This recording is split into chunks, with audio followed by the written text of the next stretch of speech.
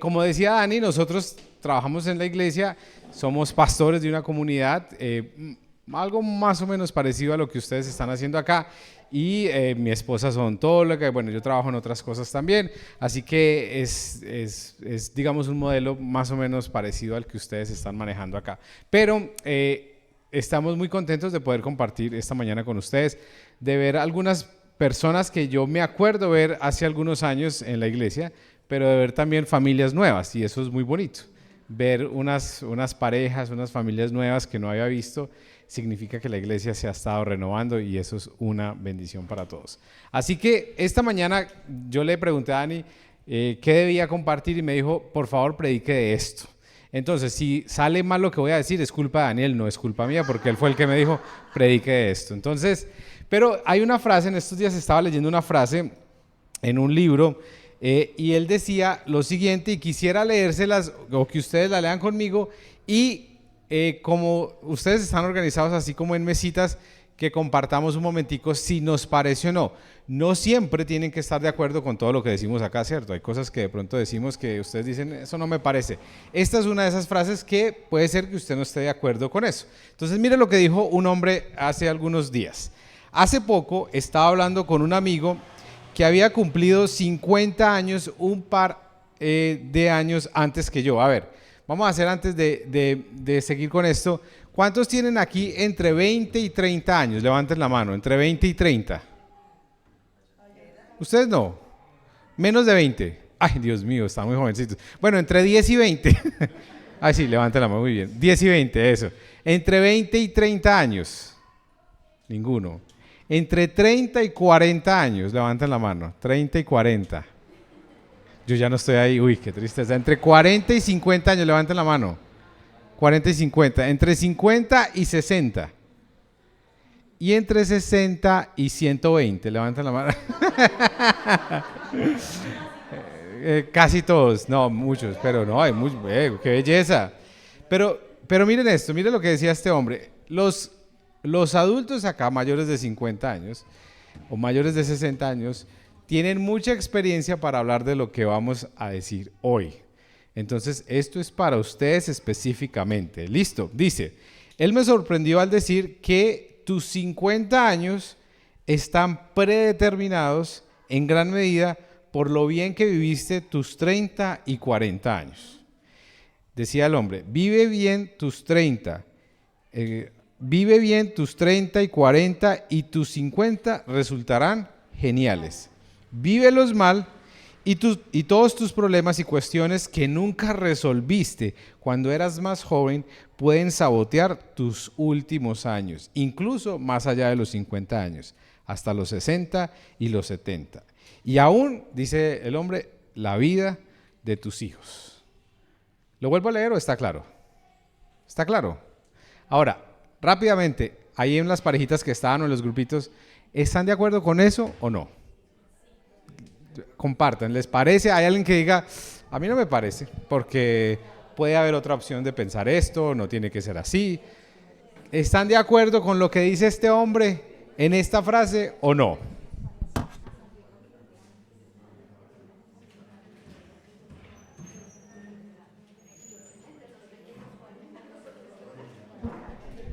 O sea, básicamente le está diciendo que la edad adulta está determinada o predeterminada por lo que hagamos en edades más jóvenes. Y que si no actuamos en esas edades, probablemente cuando ya lleguemos a cierta edad, va a ser muy tarde para eso. ¿Ustedes están de acuerdo, sí o no? ¿Sí? Así es, dice doña Amanda. ¿Ustedes también? Allá atrás, todos también. ¿Ustedes allá? ¿Les parece? Mira que alguna vez leí esto y hubo gente que me dijo, no, yo no estoy de acuerdo, no me parece. ¿Ustedes están de acuerdo también? ¿Sí les parece? Bueno, la pregunta entonces que uno se hace, si uno está de acuerdo con esto es, entonces, ¿por qué no trabajamos en nuestra vida cuando tenemos que trabajar en ella? ¿Por qué esperamos a que todo explote para ahí decir, ahora sí? En estos días hablamos con una parejita, no, con la parejita no hablamos con la esposa o digamos la mujer en la pareja, porque ella finalmente decidió irse de la casa y separarse de su esposo. Y quisimos hablar con ella de por qué se había ido de la casa, qué había pasado. Y nos dijo, es que llevo 5 años rogándole que cambie a mi esposo y no lo ha hecho. Y unos temas muy serios, personales. Y entonces ella dijo, y no me aguanto más eso, ya no más. Y me dijo, y lo chistoso del tema es que cuando ya le dije, no más, me dijo, pero ahora sí iba a cambiar, me dijo él. El lunes iba a empezar a cambiar. Y así somos nosotros, ¿cierto? Cuando ya llega al punto donde como que ya, ahora sí voy a cambiar, pero tuvimos tiempo para hacerlo. Y se nos va yendo la vida, se nos va yendo el tiempo. De eso quiero hablar esta mañana. Yo no sé si nosotros hemos entendido, pero ¿qué significa ser discípulo de Jesús? ¿Qué significa el discipulado en la iglesia? Y el discipulado es transformación de vida.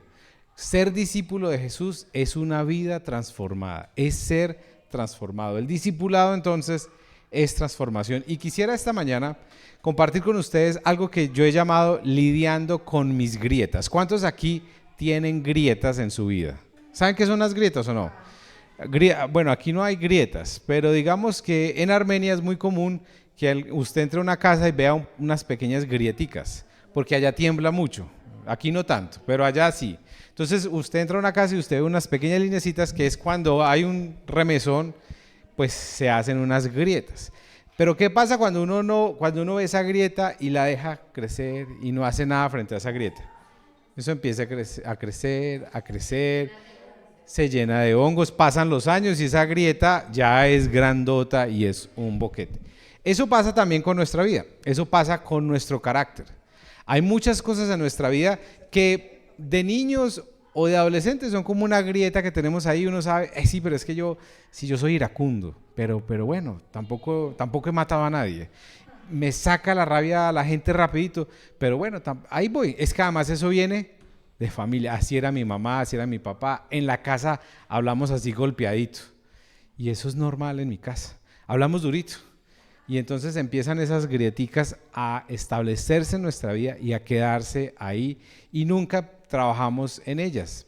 Con el tiempo ya eso empieza a afectarnos. Resulta que la Biblia habla específicamente de esto. Pablo y la Biblia, pero específicamente el apóstol Pablo, habla mucho del tema del discipulado. Porque es que ser discípulo no es ir a una iglesia. Ser discípulo de Jesús no es ir un domingo, un momentico, a la iglesia o a la misa o a lo que quiera. Ser discípulo es una transformación de vida diaria. Y Pablo lo entiende y lo enseña. Y quisiera que me acompañaran ahí en un libro que es el libro de Gálatas. El libro de Gálatas, en el capítulo 4, Pablo menciona algo que me llama muchísimo siempre la atención.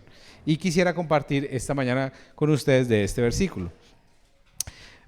Si tienen ahí en sus Biblias, Gálatas 4, creo que está así, está ahí. Gálatas capítulo 4, versículo 19. Y como para darles un pequeño contexto del libro de Gálatas. El libro de Gálatas es un libro que Pablo escribe al inicio de su ministerio. O sea, recién Pablo está trabajando, digamos, haciendo obra misionera, digámoslo así. Y lo escribe porque resulta que hay una gente en la iglesia que están cuestionando, digamos, la autoridad de Pablo. ¿De dónde salió? Si ni siquiera fue discípulo de Jesús y por qué está aquí ya es que escribiéndonos cartas. Entonces él empieza a hablar acerca de lo que el Señor ha hecho en su vida y cómo él es un apóstol, digámoslo, legítimo así. Pero también le está hablando a una iglesia que pertenecía a una región que es Galacia, que hoy en día vendría a ser ¿qué país? Si alguno sabe más o menos de geografía. Por ahí Turquía, Grecia más o menos. Esa era la ciudad de Galacia. Y resulta que Pablo le está escribiendo a una iglesia que habían recibido al Señor, habían aceptado las buenas noticias de Jesús, pero que con el tiempo estaban empezando como a irse por otras ramas. Digámoslo más o menos así. Ellos habían aceptado que tenían que vivir por la gracia de Jesús, aceptaron la obra de Jesús en la cruz, pero llegaron otros a decir, no, pero ustedes tienen que hacer muchas otras cosas. No solamente es aceptar a Jesús, es también observar las leyes judías, es también vivir las fiestas, es también hacer esto, y empieza a generarse una especie de legalismo en la iglesia. Porque cuando nosotros no tenemos una espiritualidad sana, lo que hacemos es acudir al legalismo. Haga esto, y ahí usted entonces ya es cristiano. Entonces, Pablo está hablándole a una iglesia que está luchando con este tema del legalismo también. Y Pablo aquí les dice, pero es que, ¿qué es lo que les está pasando a ustedes? Ustedes deberían estar en otra etapa de la vida, pero no avanzan. Y eso nos pasa a todos nosotros, ¿cierto? Entonces, quisiera que me acompañaran al libro de Gálatas, capítulo 4, versículo 8. Y vamos a estudiar un momentico este texto. 4:8, ¿listo? Dice así. Bueno, no sé qué versión están usando ustedes acá, Dani. La leo, pero yo no la tengo acá. Leo la que sea. Bueno, dice: antes de conocer a Dios, ustedes los gentiles eran esclavos de los llamados dioses, que ni siquiera existen. O sea, Pablo está diciendo, ustedes eran paganos, ustedes eran esclavos de dioses, digamos, de Grecia en ese momento. Así que ahora que conocen a Dios, o mejor dicho, ahora que Dios los conoce a ustedes, ¿por qué quieren retroceder y convertirse otra vez en esclavos de los débiles e inútiles principios espirituales de este mundo? Pretenden ganarse el favor de Dios al cumplir con ciertos días o meses, estaciones o años. O sea, quieren ganarse la gracia de Dios haciendo algo. Y eso es muy de nosotros, ¿cierto? De nuestra cultura latina y de nuestra cultura católica. Yo tengo que hacer algo para ganarme el amor de Dios. Ustedes no crecieron con esa idea. Yo crecí con esa idea de yo tengo que hacer algo. O sea, tengo que ir a misa, tengo que hacer tal cosa, tengo que ir a los rosarios o tengo que leer los Padre Nuestros, porque si no Dios no me va a querer. Entonces tenemos que hacer cosas y ellos están también ahí. Y entonces dice en el versículo 11, temo por ustedes, quizá que todo el arduo trabajo que hice entre ustedes fue en vano. Amados hermanos, les ruego que vivan como yo, libres de esas cosas, porque yo llegué a ser como ustedes los gentiles, libre de esas leyes. Ustedes no me trataron mal cuando les prediqué por primera vez. Sin duda recordarán que yo estaba enfermo la primera vez que les llevé la buena noticia. Aunque mi condición los tentaba a no aceptarme, ustedes no me despreciaron ni me rechazaron. Todo lo contrario, me recibieron y me cuidaron como si yo fuera un ángel de Dios, o incluso el mismo Cristo Jesús. ¿Dónde ha ido a parar el espíritu de alegría y de gratitud que antes tenían? Estoy seguro de que ustedes se hubieran arrancado los propios ojos para dármelos de haber sido posible. ¿Acaso me volví su enemigo porque les digo la verdad? Pablo aquí está hablando de un tema que parece ser, digamos, conectado con lo que Pablo después habla del aguijón en la carne. Parece ser que Pablo tenía una enfermedad muy seria en los ojos, como si tuviera una especie de escamas o de, digamos, de materia que le salía de los ojos, que era como algo no muy bonito, no muy agradable de ver, y parece que mucha gente lo rechazaba por ese tema. Por eso Pablo aquí les dice, ustedes hasta se podrían sacar los ojos para dármelos a mí, porque parece que ese era el problema que Pablo tenía, digámoslo así como, bueno, yo no soy médico, yo sé que aquí hay una médica, pero como una conjuntivitis extrema, o sea, una cosa que no había forma de tapar. Entonces Pablo está hablando acá a la iglesia, les está diciendo, ustedes al inicio cuando fui, aún con mi condición, ustedes iban a lo que fuera por mí. ¿Y qué es lo que está pasando ahora? Que cuando les hablo y les digo que no está bien lo que están haciendo, parece que me he vuelto el enemigo de ustedes. Mire lo que dice en el versículo 17. Estos falsos maestros están muy ansiosos de ganarse el favor de ustedes, pero sus intenciones no son nada buenas. Lo que quieren es aislarlos de mí para que ustedes solo les presten atención a ellos. Si alguien quiere hacer hacer cosas buenas por ustedes, no hay ningún problema, pero que lo haga en todo tiempo, no solo cuando estoy con ustedes. Y este es el versículo en el cual me quiero centrar en esta mañana. Y dice Pablo, oh mis hijos queridos, siento como si volviera a sufrir dolores de parto por ustedes, y seguirán hasta que Cristo se forme por completo en sus vidas. ¿Cuántas mujeres acá experimentaron dolores de parto? Levanten la mano. ¿Eso fue fácil o difícil? Nosotros los hombres las entendemos cuando nos da una gripa. Es muy parecido el dolor que nos da a nosotros. Es algo muy similar, la verdad. Cuando nos da una gripa, nosotros sentimos esos dolores. Por eso Pablo dice dolores de parto. Siendo hombre, él sabía lo que es tener una gripa para nosotros de hombres. Pero Pablo lo que está diciendo acá es, yo tengo unos dolores de que Cristo se forme por completo en la vida de ustedes. Y esa es la ruta del discipulado. Esa es la explicación y la definición más clara de qué significa el discipulado.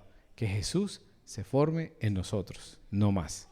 No es más cosas, es que Jesús se forme en nosotros. Básicamente es que Jesús viva su vida. Como alguien lo explicaba de esta manera, sino que es un poquito enredado, pero es que Jesús viviera, o que usted viviera su vida como si fuera Jesús, más o menos. Que cada uno de nosotros viviera la vida como si fuéramos Jesús. Eso no quiere decir que perdamos lo que somos o lo que estamos haciendo, sino cómo viviría Jesús mi vida. Por ejemplo, ¿cómo sería Jesús como esposo? ¿Cómo sería Jesús como hijo? ¿Cómo sería Jesús en este trabajo? ¿Cómo sería Jesús en este contexto? Esa es lo que Pablo está diciendo, Jesús formado en cada uno de nosotros. El tema es que Pablo no solamente lo habla aquí en Gálatas. O sea, Pablo dice, sufro dolores de parto hasta que Jesús se forme por completo en ustedes. Eso es el discipulado. Pero Pablo también lo menciona, y quisiera simplemente dejarlo ahí para que ustedes lo anoten. En 2 Corintios 3, del 17 al 18, Pablo dice lo siguiente. Así que nosotros, todos nosotros, a quienes nos ha sido quitado el velo, podemos ver y reflejar la gloria del Señor. Y el Señor, quien es el Espíritu, nos hace más y más parecidos a Él a medida que somos transformados a su imagen o a su gloriosa imagen. Si queremos entender cuál es la obra del Espíritu Santo en nuestra vida, esto es lo que Pablo dice. La obra del Espíritu Santo no es que usted haga mil cosas, enloquezca y bueno, lo que sea que hemos pensado que es la obra del Espíritu Santo, sino que la obra del Espíritu Santo es ¿qué? Que se forme Jesús en su vida.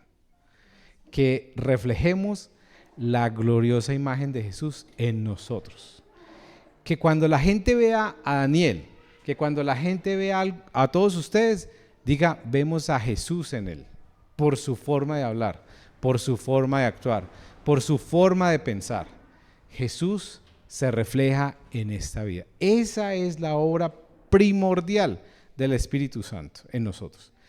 El Espíritu Santo trae dones, el Espíritu Santo nos levanta, nos redarguye, nos capacita para la buena obra, pero el principal objetivo del Espíritu Santo en nuestra vida es que se forme Jesús en nosotros. Y eso quiere decir que el carácter de Jesús se forme en nuestra vida, que se va formando el reflejo de Jesús en nosotros. Que cada vez nosotros empezamos a pensar, empezamos a caminar, a vivir, a tomar decisiones, no tanto como nosotros las tomamos, sino como Jesús las tomaría. Que Jesús empieza a tomar control de nuestra mente, de nuestros pensamientos, de cómo vemos la vida. Pablo entonces también lo dice en Romanos 8:29. Dice lo siguiente, pues Dios conoció a los suyos de antemano y los eligió para que llegaran a ser como su Hijo, a fin de que su Hijo fuera el mayor entre muchos hermanos. O sea, ¿cuál es el objetivo del discipulado? Que seamos como Jesús. Es eso.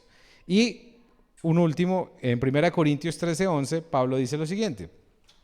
Cuando yo era niño, hablaba y pensaba y razonaba como niño. Pero cuando crecí, dejé atrás las cosas de niño. O sea, Pablo entiende que el discipulado es un proceso de crecimiento personal y de entender que debemos ser más como Jesús. Entonces, uno ve aquí en Gálatas y ve en estos textos que leímos a Pablo como un pastor que está angustiado al ver que la gente de la iglesia no crece y no avanza. Pablo está diciendo, es imposible que ustedes vengan a la iglesia, que ustedes hayan conocido del evangelio, de las buenas noticias y no avancen, no crecen, siguen iguales.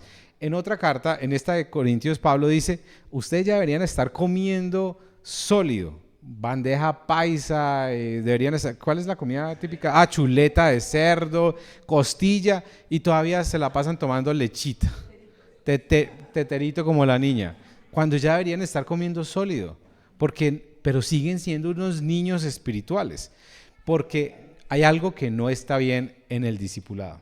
Pablo entonces nos desafía a crecer y nos dice, ustedes tienen que crecer. ¿Qué pasa, por ejemplo, a los que somos papás acá? Si nosotros vemos que nuestros hijos se van quedando chiquiticos y no avanzan y como que lo mismo y no crece 1 centímetro, nada por año, ¿eso sería normal para nosotros de papás? Decir, bueno, qué pesar, pues ahí está. No, uno se angustia y dice, bueno, vamos al médico, ¿qué pasa? Hay que hacer algo porque no está creciendo normalmente. Pero ¿por qué en nuestra vida espiritual somos unos bebés y no nos pasa nada? Y no hacemos nada. Y seguimos caminando como unos bebés espirituales por la vida. Eso es lo que Pablo está diciendo acá. Ustedes ya deberían estar viviendo diferente, pero siguen comportándose como unos niños espirituales. Y esto tiene que ver con esas grietas de las que les hablaba al principio. Todos acá somos o estamos rotos. Todos nacimos con grietas. ¿Grietas que nos dieron quiénes? Nuestros papás.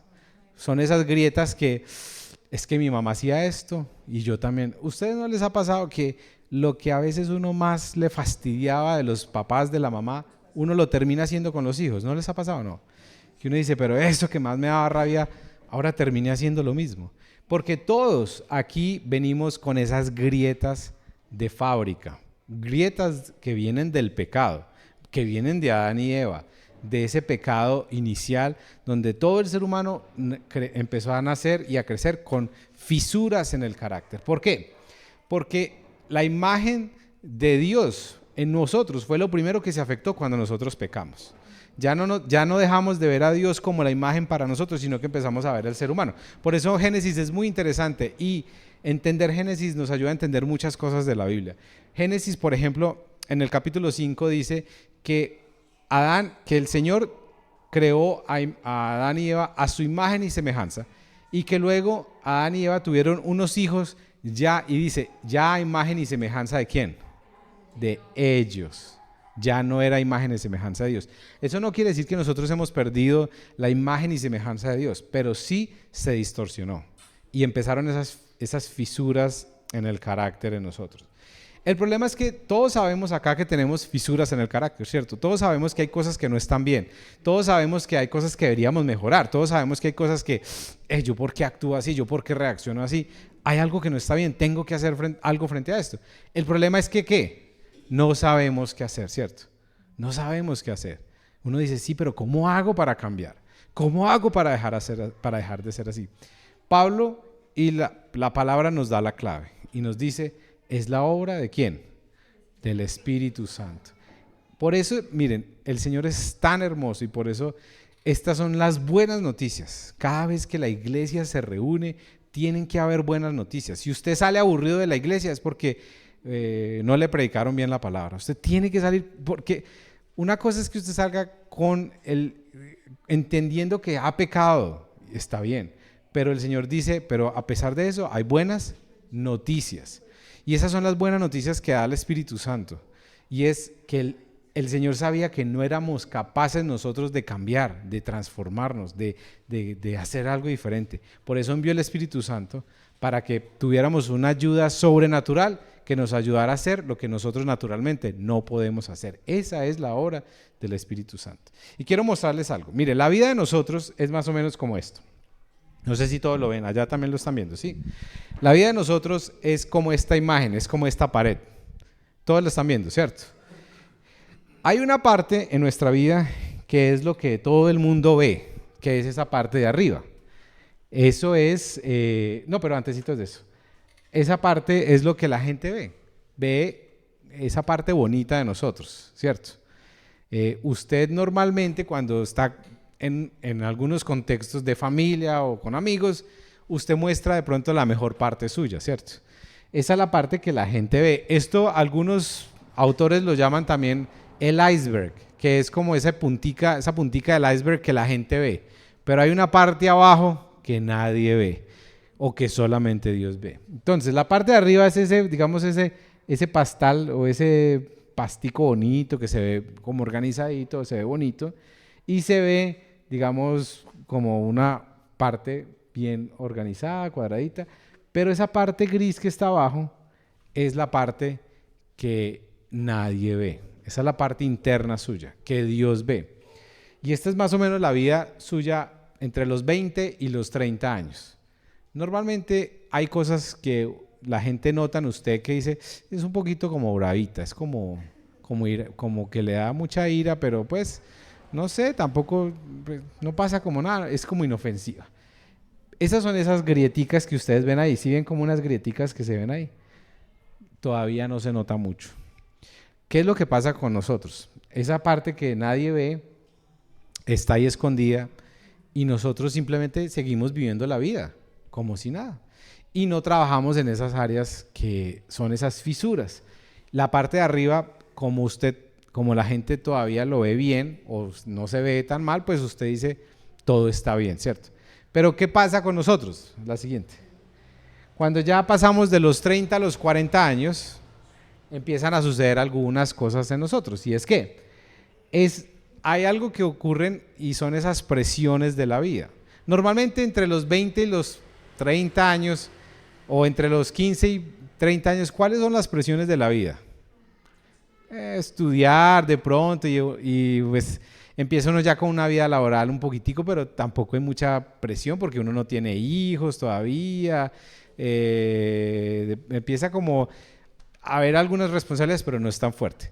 Pero normalmente de los 30 a los 40 años es cuando la cosa empieza ya a calentarse. Y es que las presiones de la vida. Normalmente usted ya está casado, entonces ya usted, esas cosas que arriba se veían muy bien, usted ya las vive con alguien y esa persona ya empieza a notar que, venga, es que esta que era un poquitico brava en la adolescencia ya me pegó.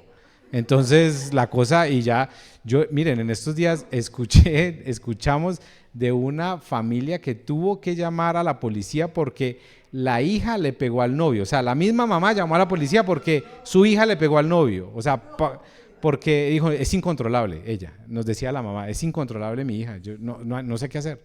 Y fue y le pegó al novio y nos tocó llamar a la policía. Entonces, esas cosas, esas presiones de la vida. ¿Qué presiones en la vida empiezan a surgir en esta época? Entre los 30 y los 40. Ya tenemos una familia, entonces ¿qué? Normalmente tenemos ¿qué? Hijos, entonces la cosa ya, más responsabilidades con los hijos, ya no es lo mismo uno estar solo a estar casado, pero ya tengo también la responsabilidad con los hijos. Las responsabilidades en el trabajo empiezan a crecer, ¿cierto? El esposo está más viejo, entonces es más complicada la cosa. Como decimos en Colombia, nos empezamos a volver chochos. ¿Cierto? ¿Aquí dicen eso o no? Que empiezan a molestar y a decir, bueno, entonces las presiones de la vida, el estudio, el trabajo, el estrés, las responsabilidades, la economía, ¿cómo vamos a hacer para pagar esto? Y empiezan esas presiones a ejercer fuerza en esa pared que es el carácter de uno. ¿Y qué pasa con esas fisuritas que usted tenía de 20 a 30 años? En esta época que empieza a pasar, empiezan a abrirse más. Porque la presión es tan fuerte que ya la ira suya empieza a descontrolarse. La presión es tan fuerte que ese problema suyo de pornografía empieza a abrirse. La presión es tan fuerte que ese problema suyo de gritar, entonces ya usted le grita a sus hijos. Porque antes no era tanto, pero ahora ya me sacan la rabia y me estreso y empiezan esas fisuras como a abrirse y a gritarse más. Y miren que, no sé si notan ahí, ya empieza una gotica de agua como que como a filtrarse ya agüita en la pared. Lo que tenía que contener ya empezó a abrirse y empieza a gotear un poquitico. Y resulta que viene la otra etapa de los 40 hacia los 50 años. Y miren lo que pasa con la imagen. Las presiones siguen porque las presiones no se van a acabar, antes van a seguir y van a aumentar. Pero resulta que empieza ya a notarse, ya lo que la gente ve empieza a notar como, ya se nota más. O O sea, ya no es fácil esconder lo que está ahí adentro. Y ya empiezan esas fisuras a volverse unas grietas mucho más grandes donde empieza a filtrarse más el agua, y empieza a afectar la parte ya que la gente ve. Porque digamos en una época de su vida usted tiene la capacidad o tiene la forma de tapar esas cosas que usted sabe que no están bien en usted. Usted las puede esconder porque usted no es una figura digamos tan conocida o no es tan importante o no hace muchas cosas, usted las puede esconder, pero hay una época donde ya empieza a notarse que ese Andrés es bien grosero, ese Andrés como trató a la esposa, ¿lo vieron? Le metió un grito delante de todos, o ese Andrés cogió y cascó a esos niños delante de todos porque no se aguantó eso. Entonces empieza ya eso la gente a darse cuenta y usted ya no puede tapar esas cosas, ya la gente empieza a decir, hay algo que no está bien en esto. Y ocurre ya después, los 50 años, ya es que miren que las presiones empiezan a crecer y ya, el carácter suyo se derrumbe. No sé si hay otro, ¿no? Y la última, ya es que se le vino el agua y se entró el agua. Esto es muy interesante porque según muchos estudios, y lo que uno ve normalmente es que muchas parejas, aquí es cuando empiezan a separarse, entre los 50 y los 60 años, porque ya no se aguantan, porque el problema es tan serio que no fueron capaces, porque nunca trabajaron en estos temas de carácter. Aquí es cuando empiezan a salir los escándalos en el liderazgo, por ejemplo, en esa edad, porque fueron cosas que no se trabajaron a tiempo. Y cuando vienen las presiones, ¡pum! Ah, ¿qué tal persona? Sí, lo pillaron por allá. Ah, mire lo que sucedió. Y eso empieza a generar un problema muy serio en nuestra vida. Alguien hablaba en estos días de la diferencia entre tiempo y momentos. Uno puede tener tiempo, pero ya no momentos. Uno puede tener tiempo con sus hijos, pero ya ha perdido los momentos con ellos. Y esto es muy interesante. Hay un momento donde uno le puede enseñar a los hijos los límites de las cosas. Y así tenga tiempo con ellos, ya perdió el momento muchas veces, si no lo hace en el momento correcto. Entonces, a veces uno saca las cosas, no, yo tengo tiempo para eso, en algún tiempo lo voy a hacer, pero está perdiendo los momentos correctos. Lo que les decía ahora de la pareja, que él decía, no, yo tengo tiempo para cambiar, ella decía, no, perdió el momento, es que era en el momento que tenía que hacerlo. A un niño que no le enseñan límites o que no le enseñaron límites, es un hombre que no va a tener control en el futuro. Es un hombre sin control. Un niño sin límites es un hombre sin control. Y esto es lo que Pablo está diciendo acá. ¿Qué es el discipulado finalmente? ¿Qué significa ser discípulo? Es entender que la vida es una constante formación. La vida cristiana es un proceso de formación, es un constante aprendizaje de la vida. Cuando Pablo se refiere aquí en Gálatas a los dolores de parto y dice, es que ustedes no han crecido, es que no se ha formado Jesús en sus vidas, está diciendo, ustedes no han entendido lo que significa ser discípulos, ustedes no han crecido. Y Pablo nos llama la atención y nos dice, ustedes siguen siendo unos niños espirituales y emocionales. Siguen siendo unos niños, se siguen comportando como unos niños. Y la pregunta para todos nosotros es, si no estamos creciendo en nuestro carácter, en nuestras decisiones, en la forma en cómo entendemos la vida, hay algo que está mal en nosotros, hay algo que está mal en el discipulado. Estamos entendiendo mal lo que significa ser cristiano. Porque Pablo dice, ser cristiano es parecerse a Jesús. Ser discípulo es ser como Jesús, es vivir como Jesús, es pensar como Jesús. Y si no lo estamos viviendo así, hay algo que no está bien en nosotros. Entonces, ¿cuáles son las evidencias en nuestra vida, en su vida, de que usted ha crecido últimamente en su relación con Dios? ¿Cuáles son las evidencias en que Cristo se está formando más en usted últimamente? Esa es la obra del Espíritu Santo, la transformación de la imagen de Cristo en cada uno de nosotros. Si nosotros seguimos lo mismo, seguimos actuando igual, nuestras mismas reacciones, no hay avance, no cambiamos, hay algo que no estamos entendiendo bien de lo que significa ser discípulo. Y Pablo nos da, al menos yo creo, 3 herramientas para cambiar. Y nos dice, mire, ustedes pueden cambiar y el Señor quiere que cambien. Es más, el discipulado es que se forme Jesús en sus vidas y que vayan desapareciendo esas cosas que no están bien y se vaya formando Jesús en sus vidas. Entonces, lo primero que el Señor nos dice para cambiar es la palabra. O sea, nosotros cambiamos cuando vamos conociendo la verdad. La palabra dice que la verdad nos hace ¿qué? Libres. Cuando uno empieza a escudriñar la Biblia y a entender qué dice la palabra, uno empieza a decir, claro, yo pensé que eso era así, yo pensé que eso se debía hacer así, pero empiezo a entender la verdad de Dios en mi vida. Eso es lo que Pablo dice, la palabra transforma. Lo segundo es la obra del Espíritu Santo. Entender que la obra primordial del Espíritu Santo en nosotros es que Cristo sea formado en nuestras vidas, que nuestro carácter empiece a ser transformado. Eso es lo que han llamado algunos en teología el proceso de la santificación, que Jesús nos va santificando más hacia su imagen, que podemos empezar a conocer quién es Jesús, cómo vive Jesús, cómo piensa Jesús. Y eso es una obra espiritual, una obra del Espíritu Santo. Pero lo tercero, que es a veces como parte de lo que a veces consideramos que no es tan importante, y es cambiamos en comunidad. La iglesia es el lugar en donde Dios nos ayuda a ser transformados. No cambiamos solos. Si usted ha pensado que ese problema que tiene lo va a trabajar solo y que Dios le va a ayudar solo, está viviendo una mentira. Dios nos transforma en medio de la comunidad. Por eso la iglesia es el diseño de Dios para su pueblo. Por eso la iglesia es el lugar donde el Señor dice, en medio de la iglesia es donde ustedes van a ser transformados. Porque ahí en la iglesia está la obra del Espíritu Santo y está la palabra predicada. Y esos 3 elementos que para mí son esenciales en el cambio es la palabra, el Espíritu Santo y la iglesia empiezan a generar transformación en nuestras vidas. No cambiamos solos, necesitamos de la comunidad. La iglesia es el diseño de Dios para producir en nosotros esos cambios. Ese es el punto de lo que Pablo está diciendo.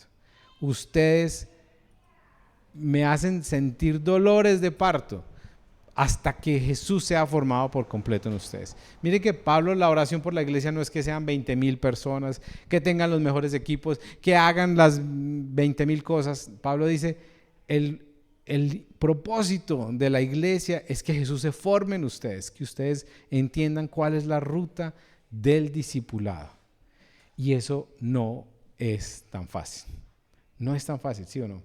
Pensar en, Señor, necesito cambiar, necesito ser diferente. Ahora, yo quisiera animarlos a lo siguiente. Yo quisiera que pensaran por un momento cuáles podrían ser estas grietas que usted tiene en su vida, en el carácter en su vida en este momento. ¿Cuáles son esas grietas que usted dice, yo sé que hay cosas en mi carácter que todavía no debo o que no están bien y que debo cambiar? ¿Cuáles son esas fisuras en su vida? Porque esta imagen es muy, muy bonita. Miren lo que dice esta imagen.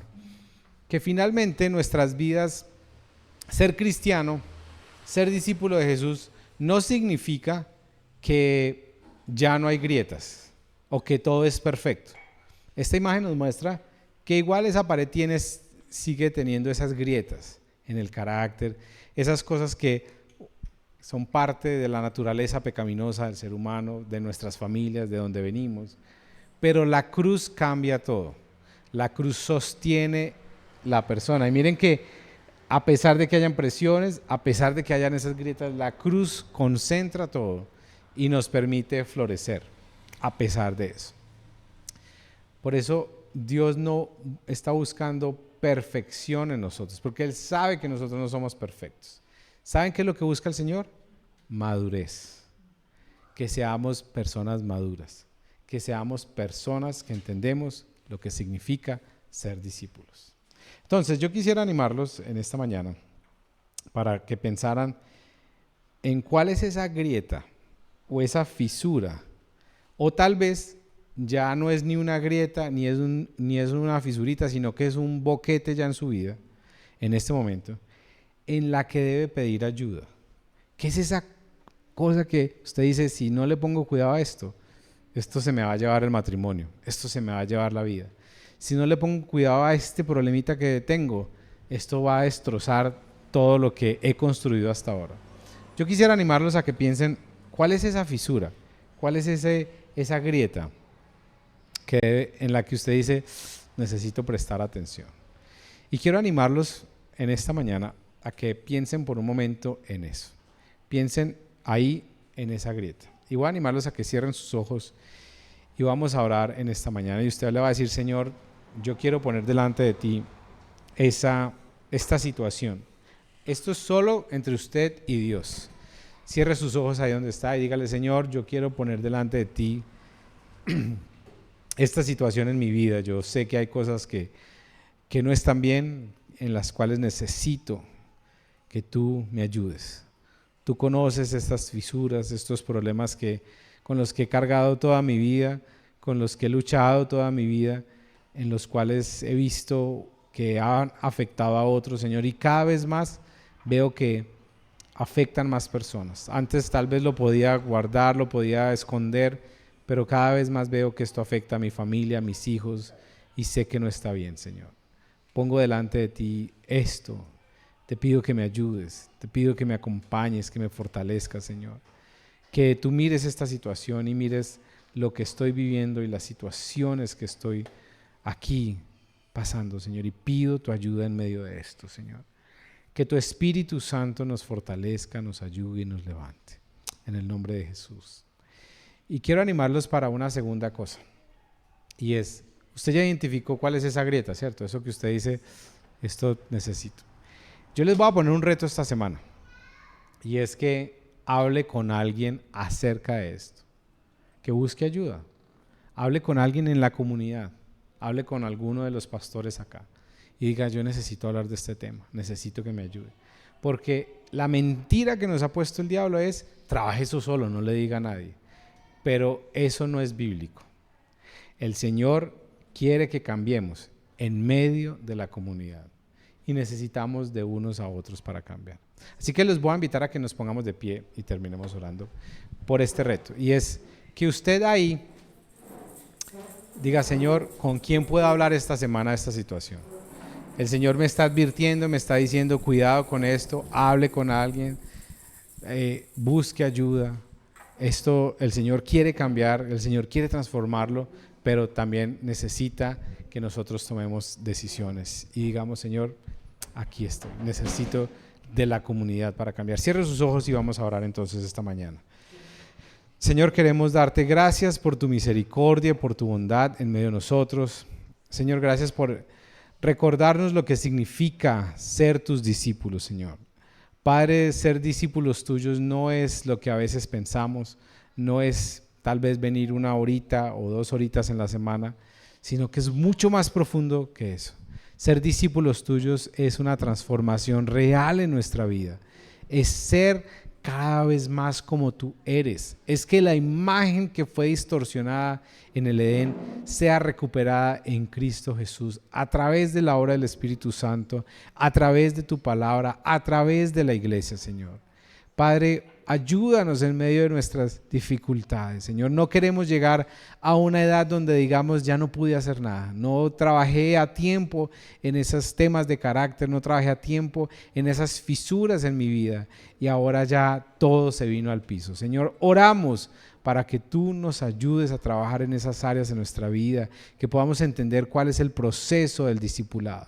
Señor, por aquellos hermanos acá que están tal vez en una edad donde dicen, pero yo ya cumplí, yo ya hice y no veo esperanza, Señor, que tú seas la esperanza para cada uno de ellos, Señor. Padre, la obra de tu Espíritu Santo en cada uno de nosotros, que podamos ver tu mano poderosa. Y yo quiero invitarlo para que ahí donde está, si quiere levantar sus manos y decirle, Señor Espíritu Santo, ayúdame en medio de esto, ilumíname, fortaléceme, Señor, que la imagen de Cristo sea produciendo en nosotros cambios reales, transformaciones en la vida. Dígale, Señor, yo quiero cambiar esto. Yo quiero dejar estos hábitos que son pecaminosos, que no te agradan a ti, que me hacen daño a mí, pero que están haciendo daño a otros, Señor. Quiero parecerme más a Jesús. Quiero caminar como Jesús caminó. Quiero vivir la vida como si Jesús fuera el que estuviera viviendo esta vida. ¿Cómo sería Jesús como esposo, como esposa? ¿Cómo sería Jesús en el trabajo? ¿Cómo sería Jesús en lo que hago? Señor, que cada vez podamos ver la obra poderosa y sobrenatural del Espíritu Santo en nosotros, transformándonos más y más a la imagen de Jesús. Esa es el objetivo primario del Espíritu Santo en nosotros, que Jesús sea formado en nuestras vidas. Señor, que tu palabra nos transforme, que la obra del Espíritu Santo nos transforme, pero también que la comunidad, Señor, sea ese agente de transformación. Yo te pido que ayudes a mis hermanos acá, a que cada uno, Señor, pueda encontrar hermanos y hermanas en medio de la iglesia que se puedan apoyar y acompañar para que puedan caminar juntos a lo que tú quieres. Y quiero invitarlos en esta mañana a ir rápidamente, que se unan en grupitos de 2 o 3 cerquito y oren unos por otros, porque esa es la iglesia. Busque a alguien, no se quede solo, oren por alguien. Si quiere compartir alguna necesidad, hágalo, pero esa es la iglesia. Oren ahí en grupitos, ore por el hermano, por la hermana. Dígale, Señor, yo oro por mi hermano, que lo ayudes, que lo fortalezcas, Señor. No conozco las situaciones, pero Señor, sabemos que la iglesia es esto, el lugar donde podemos venir, el lugar donde podemos acercarnos, el lugar donde podemos decir, Señor, ayúdanos, pero también donde podemos tener a alguien que ora por nosotros, que nos ayuda, que nos fortalece, Señor. Gracias, Señor, gracias porque podemos venir a la iglesia, ser tu iglesia, Señor, disfrutar de la presencia de unos con otros, de saber que no estamos solos en esto, que hay personas que me acompañan, que me ayudan, que hay personas que están conmigo en medio de las necesidades, que puedo confesar mis pecados con mi hermano, que puedo recibir ayuda, que me pueden ayudar, que me pueden fortalecer. Gracias por hacer de la iglesia ese lugar donde tú quieres transformarnos y cambiarnos, Señor. Gracias por la comunidad, gracias por la comunidad de discípulos, gracias por tu bendición, Señor. Gracias porque tú eres bueno y por la bendición, Señor, de ser parte de tu pueblo, de ser parte del diseño tuyo en nuestras vidas. Gracias, Señor, por la iglesia, gracias por tu palabra, por el Espíritu Santo. Gracias, Señor, te bendecimos y te damos gracias por tu amor y tu misericordia en nosotros. En el nombre de Jesús oramos. Amén, amén, amén. Dele un abrazo al hermano, a la hermana, dígale, estamos juntos en esta, nos estamos ayudando. Cuentas conmigo para lo que necesites.